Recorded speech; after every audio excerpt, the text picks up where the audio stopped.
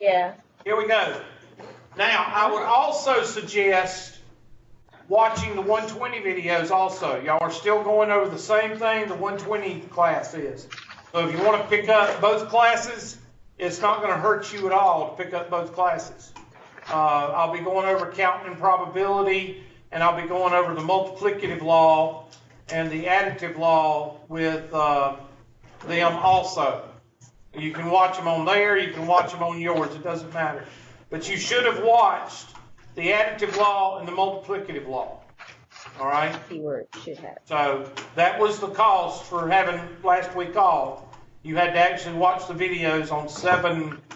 Which one is multiplicative and additive? Is that 7B or 7C? 7B. Okay. 7B is on the videos. Okay. 7C, the only thing you have to remember is 7C, and I'll pull that up here in just a second. Hold on, there it is. 7C, really, the only thing you have to do is know that. The expected value, and I'm going to go over this right quick for you because you're going to have a question on the test, or not test, homework about why did my whiteboard go away? It keeps doing that. Hold on. Y'all do have your whiteboards turned on and y'all can see my screen, right? Correct. Okay, good. Let me do that again. It disappeared on me. And when I hit present, it should. There it is. I don't know why it disappeared. Okay. Write this down.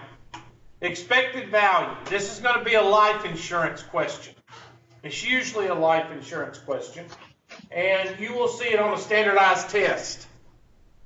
Okay? Now, let me talk about a life event. With a life insurance policy, what's the 2 events? You live or you die.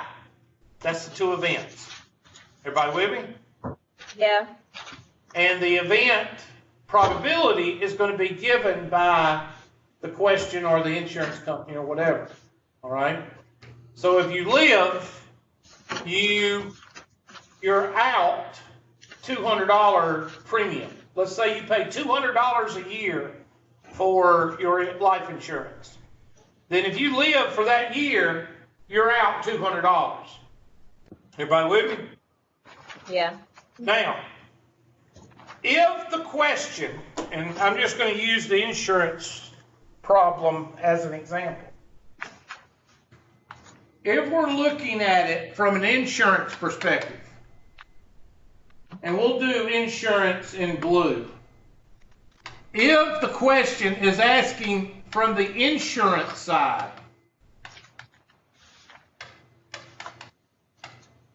then the probability of event happening, the event value, let's say this is you live. Oh. Okay? The event that you live, the insurance company gets what? $200. Money. Why does the insurance company get $200? Because that's your payment, that's your premium. All right? If you die, the event pays off. Let's say you have a $100,000 life insurance policy. Let's make it simple. Let's say it's a $1,000 life insurance policy. Then the company, the insurance company, is out what? $200. Oh. $800. Sorry. Why? Well, the life insurance policy is what? $1,000. They'll tell you that in the question. Okay? Insurance side, you got $1,000 life insurance policy. Okay? You got $1,000 life insurance policy, and the probability of living is 0.97.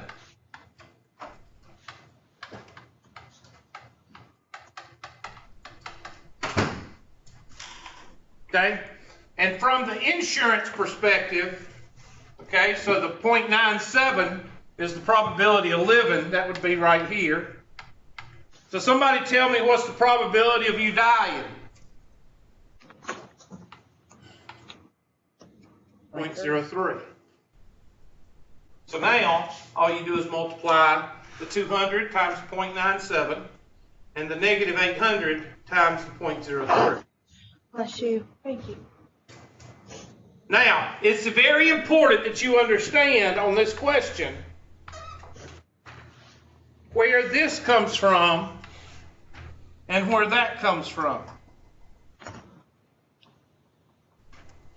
Now, what happens if I ask you this question from the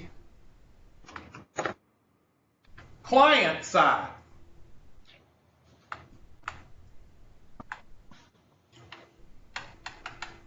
From the client side, they'll give you the same information. They'll give you this same information right here. But what happens with the $200? If you live, do you get to, does the insurance company loses, if you live, yeah, that's right, that's back ass. This is a plus, and this is a what? Minus. A minus. Now that's what you got to remember on this type question. Okay? So, remember what I said. Probability is not math. It's reading the what? Question and the context of the question. And this type question has two contexts. You either are talking about the insurance perspective or the client perspective. Most of the time, the question is going to be from the insurance perspective. Let's see if they've got one. There we go. Suppose an automobile insurance company sells an insurance policy, and I cannot believe it's $200. I haven't seen this. Based on data from past claims, the company has calculated the following probability. Okay. An average in 1 in 50 policy, this is not the type of question I was wanting. Okay. An average of 1 in 20 will die in a claim, will file a claim of $1,000, and 1 in 10. So what you do is you change this 1 in 50, that's going to be 1 over 50, that's a decimal. That's a decimal, and that's a decimal. That's your probability. And this is the claim. So they're going to ask for expected value. Anyways, what is expected value of each company sold? There you go. So write that down. 200 plus a negative 2,000. Now remember, if you die, the insurance company loses that money. So the perspective is from the insurance company. See what I'm saying? So that's why the negative 2,000, the negative 1,000, the negative 500. Okay, let's highlight that. Because that comes from an aspect of the insurance company having to pay your family money. So that's why it's negative.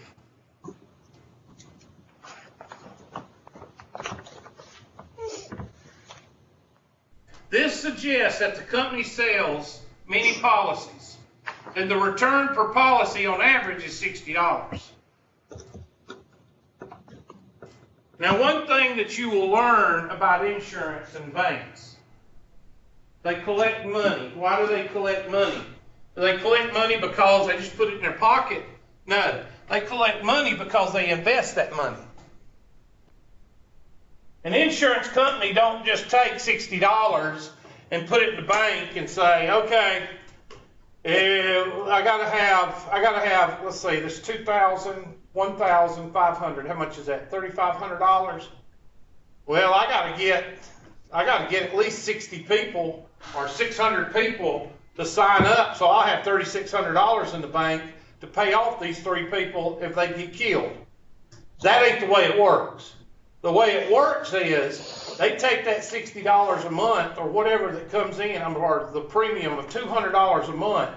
They bring that money in and they invest it in the stock market or bonds or whatever, so they can get a return of more than $200. And then that goes into a bank, or that goes into an account that they pay all their claims out of. Everybody with me? Mm-hmm. So that's why your insurance agent is not far from a stockbroker.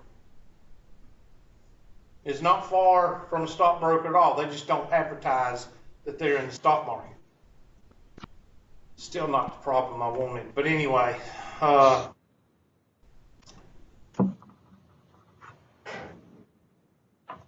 average is $60.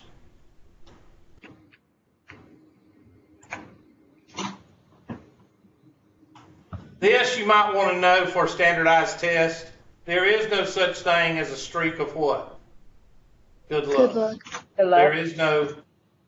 You can really see this with a die. Okay? If you take a die and you set up a die on a ramp, let's say you take a couple of books or one book and you set it up on a ramp and you put the die with the one dot facing up each time, and you roll it, you draw a little mark around where you put it on that book, and you don't drop it, you just slide it, let it slide down that book. You do it the same way every time. Will it fall on the same number every time? No. And that's where you get into chaotic theory. All right? Y'all ever seen Jurassic Park? Yes. Yeah. Remember when they're in the Jeep and the Goldberg guy, the guy with the black hair, drops the drops on her hand? Thank you, Mr. Fuller. I appreciate it. Anyway, that's the same way. The drops do not go the same no matter what. All right? That die is never going to fall on the same number because you rolled it from the same spot, the number one facing up, and it's on the same decline. It hits each time differently on the table when it comes off of that book. Okay, that's why, and if you ever did the experiment with a die, you know that if, let's say you throw it 10 times, and you throw it 10 times and you hit a 4, 6 times, and then you say, well, heck, this die is going to throw on 4, so I'm going to throw $50 on 4. It's going to have at least 6 4s. The next time you roll, it's going to have 6 2s or 4 2s. Okay? It's not going to do what you expect it to do. So that's why you don't have a streak of good luck. You just are at the right place at the what? Right time. Whether you show up at a blackjack table or whether you show up at a roulette table or whether you show up buying a scratch off at the 7-Eleven. All right? You are just showing up at the right place at the right time, just like nobody can tell the future. Okay? You ever seen, y'all meet anybody this weekend that can tell the future? I tell the future. Okay, well that's nice. I told the future too. I said that Wilder was going to get beat. He did. So I need to go into business and quit teaching because I need to go write down the 5. Oh, that didn't work. I'm sorry. I didn't write down the 5 numbers for the lottery, so I guess I cannot tell the future. Okay. This is, I'm not gonna do that one. I want to find that dadgum insurance question. You might want to write this one down. A farmer knows that at this time of year in his part of the country, the probability of rain on a given day is 0.5.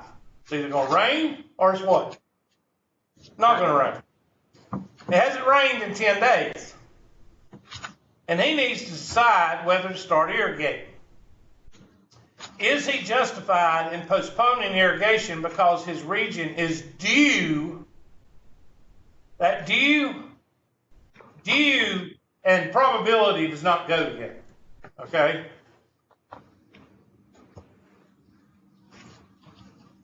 Okay. I was going to I'll let y'all finish writing. I'm sorry. That's like saying, if something has 0 probability, does that mean that it's impossible? No. No. And if you don't believe me, dang old birth control. And I use that, people get offended, and I don't know why they get offended, but I hate it. People say, oh, I'm on birth control, I'm on birth control. Oh, don't worry, don't worry, don't worry. What happens? Yeah, children. No, Sheldon. Sheldon. Oh, okay. I didn't know that. Right. Yeah, they do. Neither did my mom. Exactly. Impossible. All right. So you got this written down as justified, blah, blah, blah, blah, blah. And the 10-day dry spell is unexpected. And like a gambler, the farmer is having a losing streak. No. However, if we assume that the weather events are independent from one day to the next, which is often but not always the case, then the probability, so the region is not due a damn thing. Now, the reason I said due a damn thing, you need to remember, nothing is owed, nothing is what? Due. Given. Exactly. Nothing is due. You're not due anything. Just like if you go to Vegas and you spend $20 and then you spend another $20 and then you spend another $20, the fact that you say to yourself, well, I'm due to win eventually. No, you're not. You could sit there and lose $200 worth of $20 bills. And then you quit, and then the next person that comes up to the table after you may win. Right place, right time. Not due, not expected, not owed. There's a whole freaking philosophy lesson right there, isn't there? Bernie, Bernie, Bernie. Incorrect.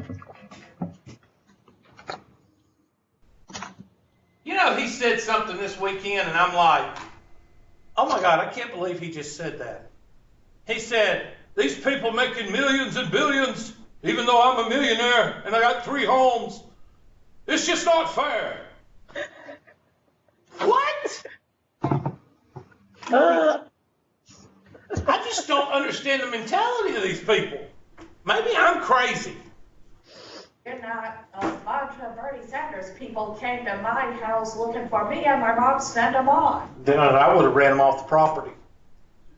Anyway, gambling houses generally have games set up that the house always has a higher probability of winning. True or false? Yes. Because what did I tell you?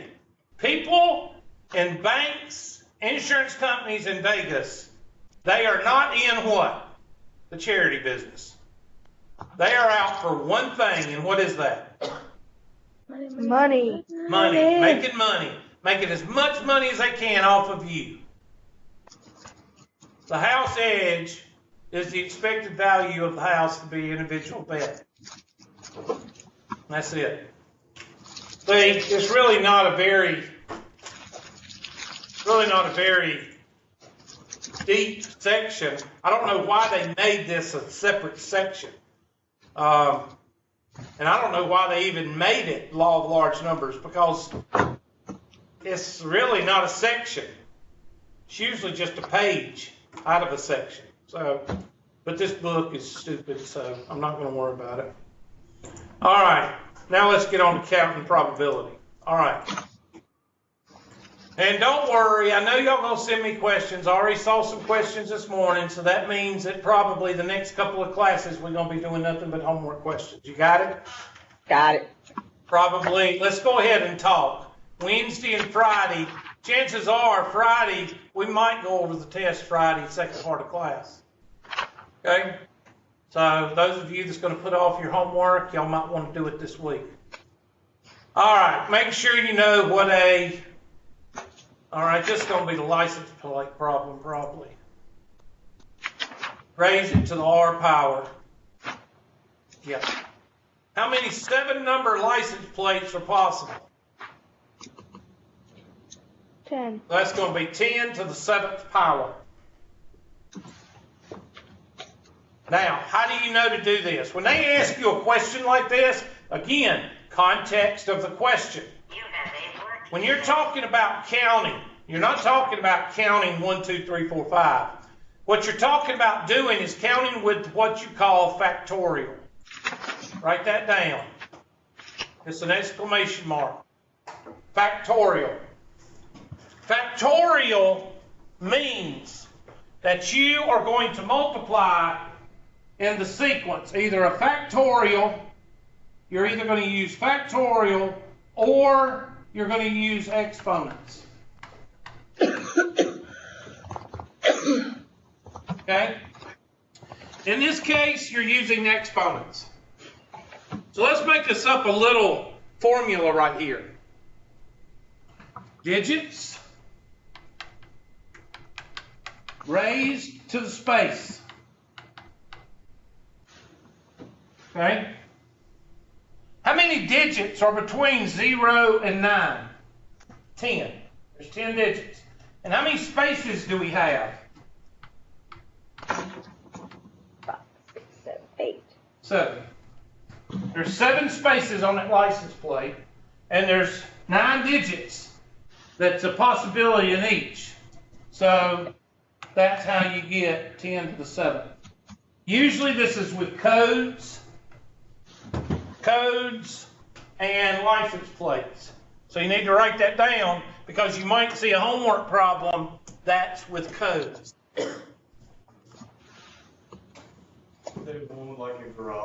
Yeah. And then there's also one with, I'll get to it in just a second, where you use factorial, like how many different words can be made up with the word smile. Okay, we'll get to that in just a second. So 10 to the 7th power is, of course, 6 zeros, which is 10 million. 7 zeros, sorry. 7 zeros, which is 10 million.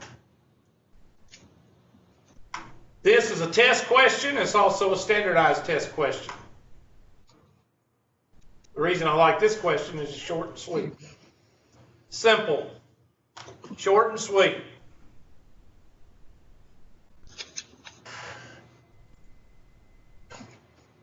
Okay, permutations. We'll get to that in just a second. They already going to do the permutations. They're not even going over. Hold on a minute. Okay, this, that's factorial.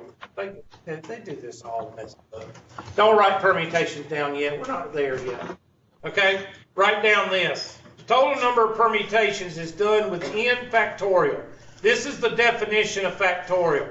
Factorial means that you're multiplying the numbers as they show up in sequence.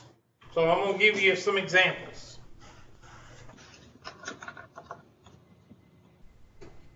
You really start with 2. 2 factorial is 2 times 1. 3 factorial is 3 times 2 times 1.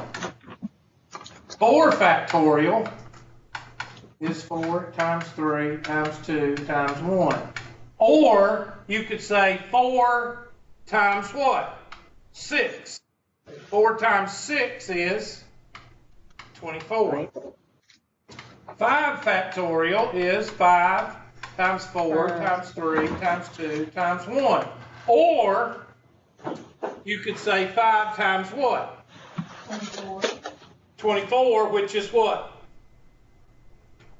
220? I don't know. Somebody check me. What's 5 times 24? Calculator drill team. How much? 220. 120, sorry. Yeah. Okay? Y'all see the pattern? 6 factorial. Well, I'm not going to write all that out because I'm lazy, so I'm just going to say 6 times 120 is 720. 7 factorial. 7 times 720, dang old 50, 40. Somebody check me. so long. Yeah. Now we can use our handy dandy calculator. And your calculator, I think, go up to 69, I think. How do you use it? Well, I'm going to show you. Of course, I don't have to show most of y'all because most of y'all depend on it like a, security blanket. But anyway,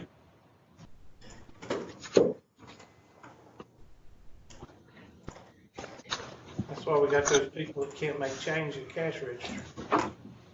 All right. So, I got to find the math key. I think it's right here.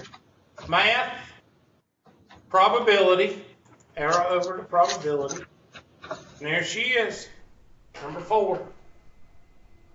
So let's use it. Let's do 7 factorial. 7 math, probability, factorial. And enter. Now let's do 20 factorial. 20 math, probability, factorial, enter. I'm going to show you a trick of learning the war. Second, enter. And then you can backspace and do 30 factorial. Second, enter, do 40 factorial, or 42 factorial. Y'all watching? I mean, y'all got it? Yeah. You got 2 different ways you can do it. You can do one time, and then, or you can just type it in each different time. I think 69 is the highest. Try 70, somebody, and I'll do 69.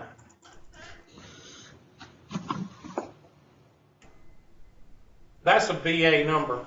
It says below. Exactly. Can't do 70. I think 69 is the highest your calculator will go. I haven't checked Excel, but you can do it on Excel too. But I usually don't show you, but we'll get to it in a little bit. I think it's FACT, but we'll look it up. All right, let's go back to the slides. Okay, so middle school principal needs to schedule 6 different classes: algebra, English, history, Spanish, science, and gym in 6 different time periods. How many difference? Well, 6 factorial. Write that down. Write this question down. Also, another example I'll write down for you. The word smile. How many different arrangements can I rearrange the word smile? Well, how many letters do I have? 1, 2, 3, 4, 5. So that would be 5 factorial, which would equal, what do we say, 120? Yeah. This is a standardized test question. It might not be smile. Maybe, I can't think of a word right now. Brown. Okay? I can't think of any word. Dog.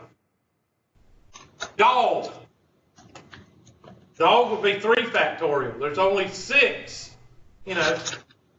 words. Now, I didn't say the words would mean anything. I said arrangement of letters. And this one, that's those 2 good questions right there you might see. These are not very difficult questions. You just need to know when to use what.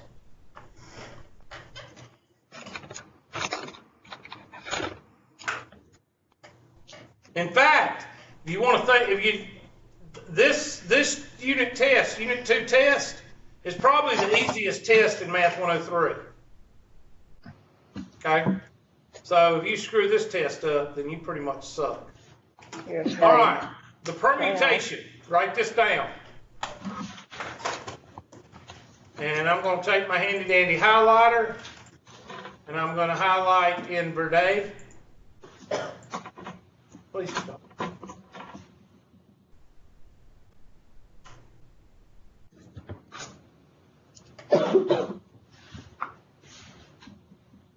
In 99% of the books that I've taught out of with probability and statistics, combinations are always done first. What do they do first in this book? Fast acronyms. They do the permutation first. Order, what? Matters. Operation. Order matters. Now, I'm going to write down the formula, but you just need to know it for your own. I'm not going to ask you to do it. Here is the formula. Right there. Oh, well, that pretty much didn't go the way I wanted it to. So I'll just go ahead and, I can't hit backspace, so I've got to erase it. So here is the formula.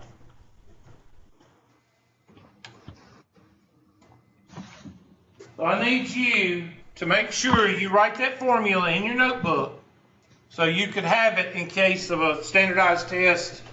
They may ask you which is the combination formula or which is the permutation formula, and they give you both, and you got to pick which one it is. Okay? I will show you how to use these two formulas on the calculator. That's all I care. On the Excel spreadsheet, it's permute. Okay? Permute without the E. And on the calculator, it's NPR under math, probability. Got to type in N, then go to math, probability, NPR, and 4. What is N? Always your what number? Smallest sample. Always your biggest number. Oh. Remember, I've been saying it since the first week, Miss Jeter. N I is know. always your largest number. You're such a disappointment. I know. Largest number. So that means R is always going to be smaller than N. Now, they're probably going to give you an example. So let's go ahead and... On a swim team of 10 swimmers, how many possible 4-person relays are there? 4-person relays. So that'd be N is 10, R is 4. And that is a bad example for a permutation. So I'm going to take my handy-dandy calculator. I'm going to leave that up there. And I'm going to pull up, I'm going to type in, and write this down, 10, math, probability, and look there, number 2, NPR, 4.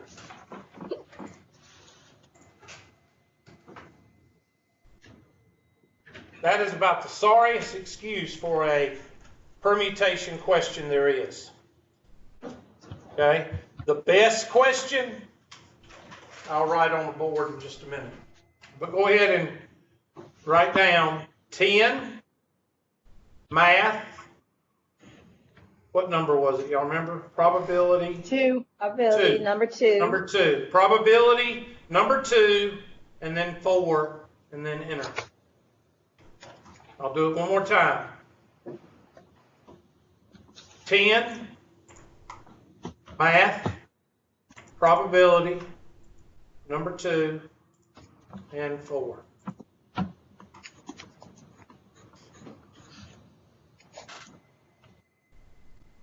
We'll just go ahead and keep going, and then I'll give you, let me just go write this down. Write down officers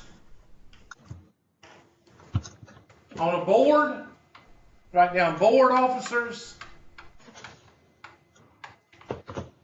Notice I say what? Officers. That means what? President, vice president, or chairman, vice chairman, whatever you want to call it. Okay? Secretary and what? Treasurer.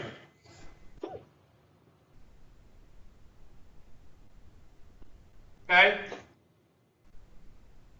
Another is a race, like a horse race. Usually you might see a horse race and they ask for a trifecta. What's a trifecta? First, second, and what? Third. Third, because tri means three. And notice here's the order, and here's the order. This is why this one is a bad. In order to know about four-person relays, you have to be a what? A swimmer. Okay? So the question doesn't give you enough information. These type questions will usually say a word in there, board officers, and they'll say this right here, or it'll say trifecta, and that means first, second, or third. Those are the two questions that I would put on a test.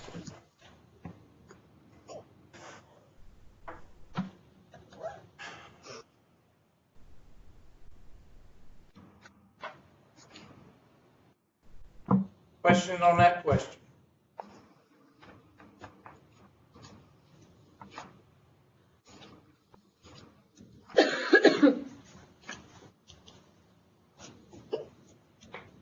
This is a better question. In an international track event, has 8 athletes, and they're being placed in gold, silver, and bronze. So that would be 8 permutation what? 3. This is a good example. So somebody do 8 permutation 3 on your calculator and see what you get.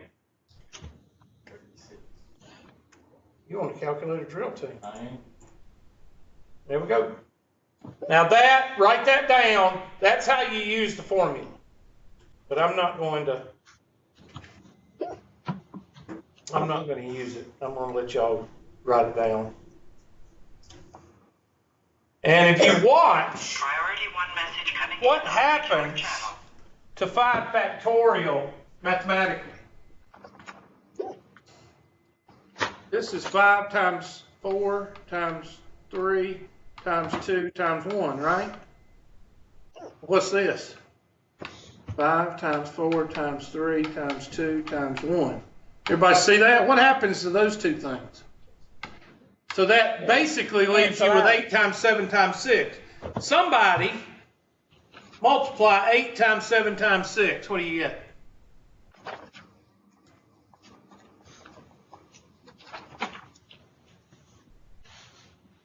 It's a miracle.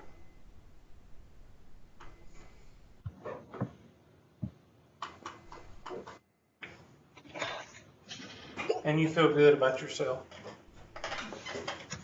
Mm-hmm.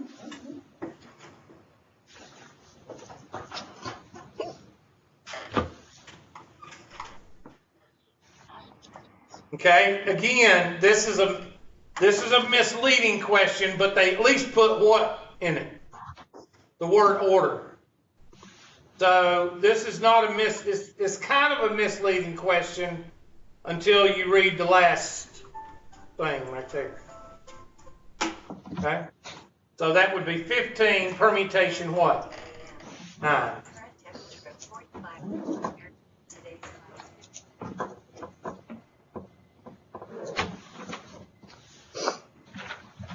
Oh boy, she's really.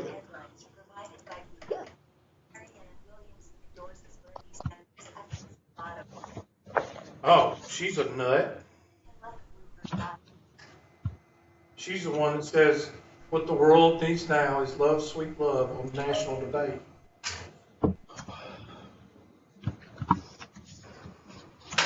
Okay, what is combinations? But combinations you don't have to write, but what does not matter? The order does not matter. Write that down. Order does not matter. That's the only thing you got to write down. And there is the formula for combinations. All I want you to do is write down, and I'm going to show you how to use it on your calculator.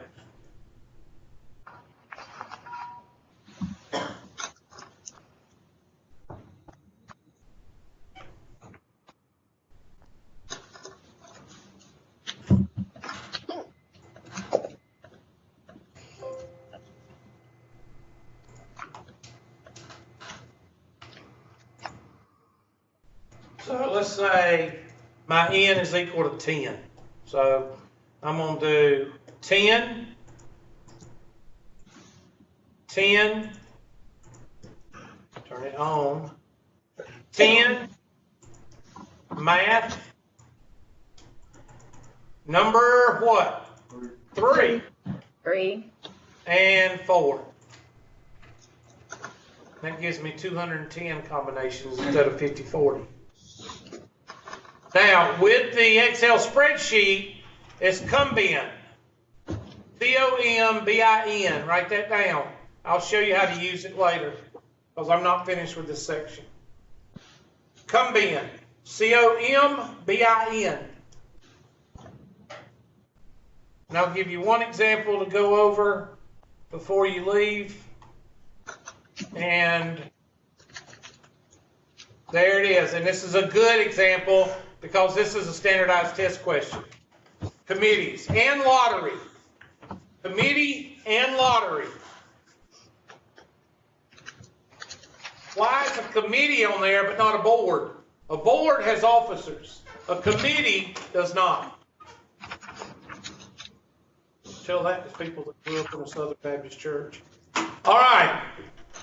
In a Southern Baptist church, you have a committee for everything. Bathroom breaks, you have a committee. I mean, you have a committee for social, for how much fried chicken to eat. What? You have a committee for everything in the Southern Baptist church. Okay, so what would this be? 8 combination 3. So do that in your handy dandy calculator. And it comes out to be 56. All right, we're going to stop there. And we'll go over lottery when we come back, okay? Let me go over the roll right quick.